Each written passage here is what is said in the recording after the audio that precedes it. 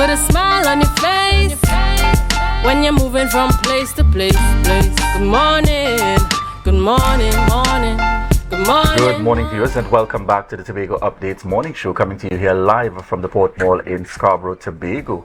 I'm Julien Skeete, and we're just at about 7:31 a.m. this morning. And in this segment, we are chatting. We have on set with us Candice Robinson, Chairman, and Opoku Ware, PRO of the TUCO Tobago region. Good morning to you both, and welcome. Good morning, Julien. Thanks for having us.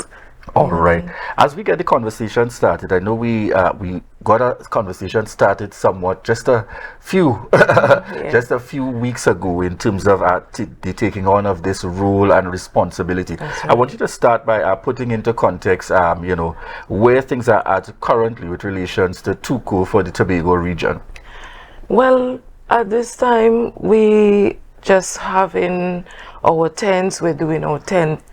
We had the opening on the 29th of December at the Esplanade, and it was not the opening, the launch of Calypso in Tobago, and it was splendid occasion. It was fully attended. On Sunday the 7th, we were at Buku once again. That was a magnificent event where we had a good, very well turnout. The tourists enjoyed themselves. It was a wonderful time, right?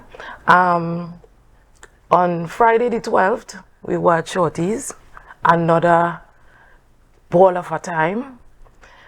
Saturday the 13th, we were at Charlottesville, and we were well accepted by the Charlottesville Village Council and the villagers of Charlottesville. It was a wonderful, again, event. It was most appreciated. So I want you to tell us a little bit about the likes. So for persons hearing this lineup, don't worry, folks, there's more coming up. Just here to talk about what has happened already. Just give us a little sense for those who have not been there yet. Who are they able to see on stage, the likes of and so on in our Tobago space? Okay, well, we have as part of our cast, we have the Tobago Soca Monarch Nom Nom. We have our Tobago Monarch who earned his coveted spot in the National Calypso Monarch Finals, Mr. Dylan Thomas. We have Wendy Garrick, we have Nicole Thomas. Not forgetting the soca acts as Guma and Showstopper, Mr. Pocky.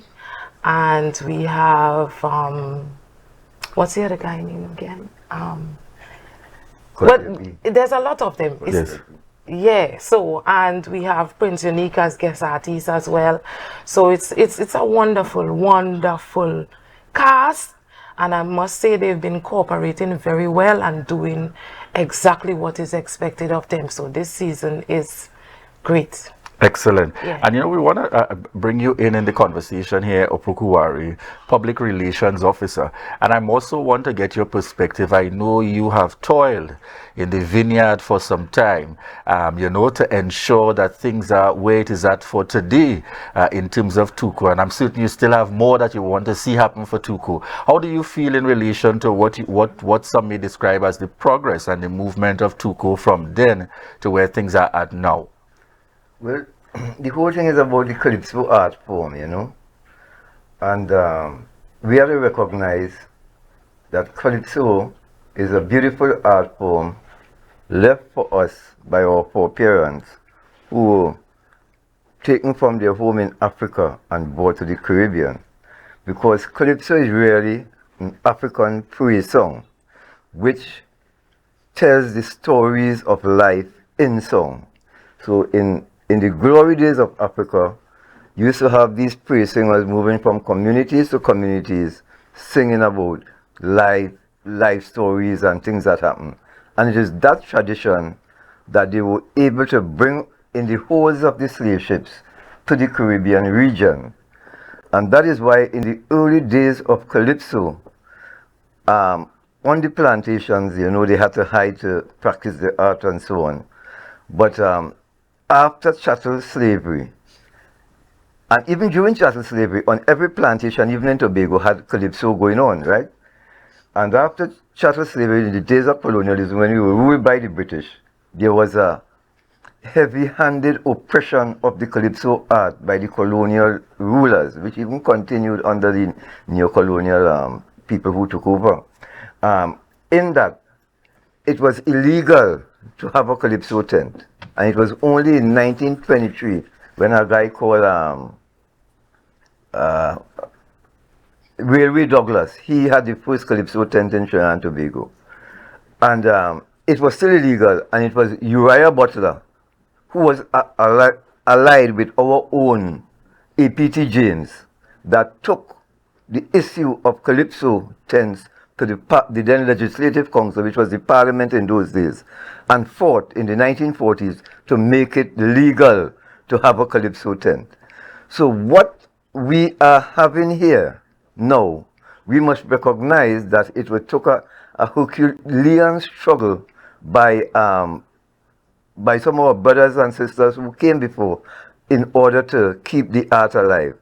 Now, there was an incident, for example, when during the 1930s and 40s, Calypsonians used to go to the United States to make the songs, right? Right. To record. Because at that time, Calypso used to play wall to wall from coast to coast in America on radio stations. They didn't have television yet. But the big song in America at that time was Calypso. And so these Calypsonians like Roaring Lion, Attila the Hun, and so on, Tiger, Lion, they used to go to America, record the songs and bring it in.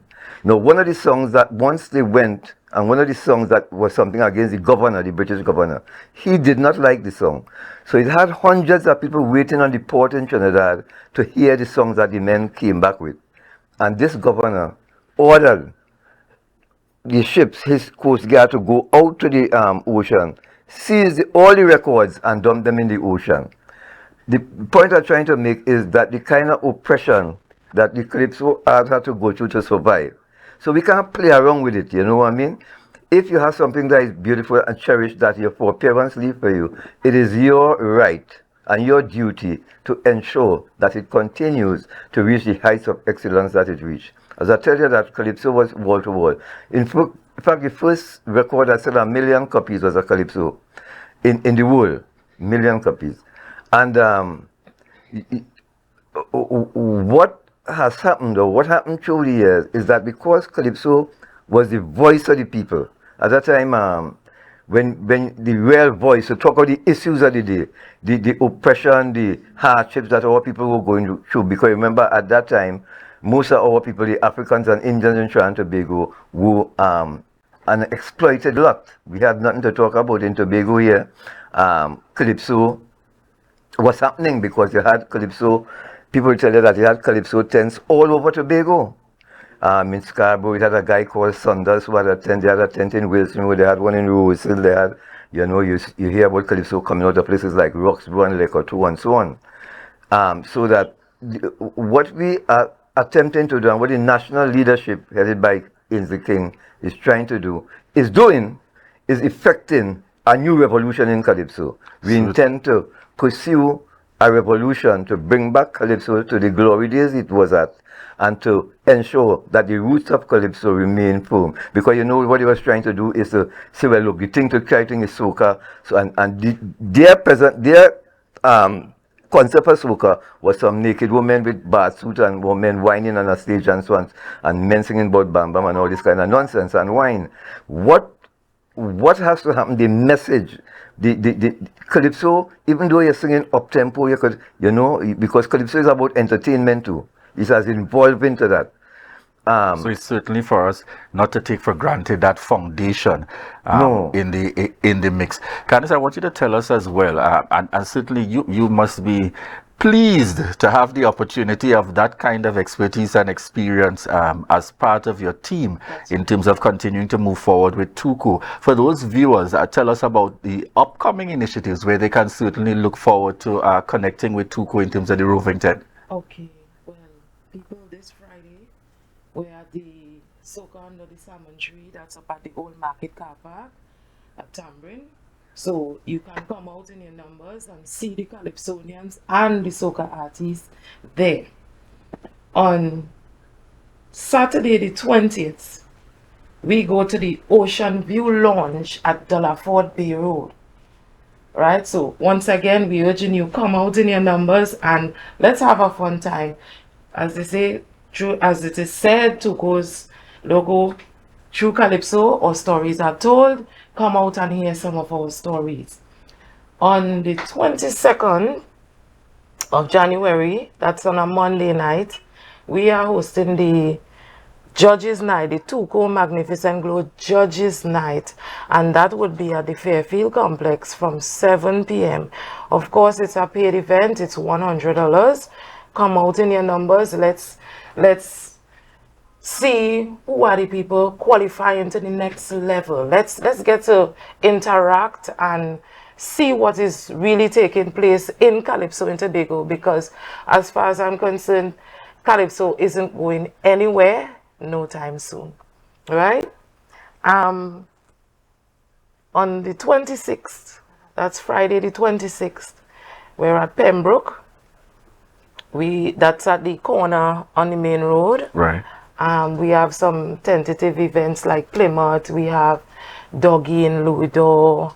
So once again, it's okay to rove with the tent and let's see what the artists, Calypsonians, what they have to offer for this season 2024. All right.